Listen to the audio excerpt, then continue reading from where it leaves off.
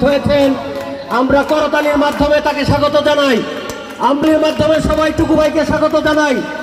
আমাদের মাঝে এসে উপস্থিত হয়েছেন সেই জনতার মেয়র মাহমুদুল হক শানু আমাদের মাঝে উপস্থিত হয়েছে।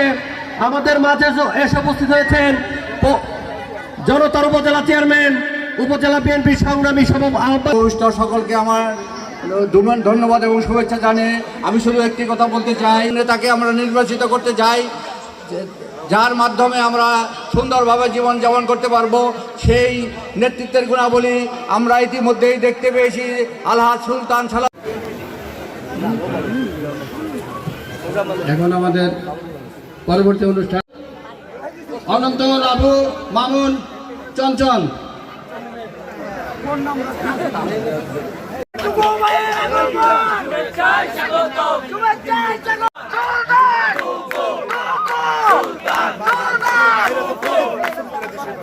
এখন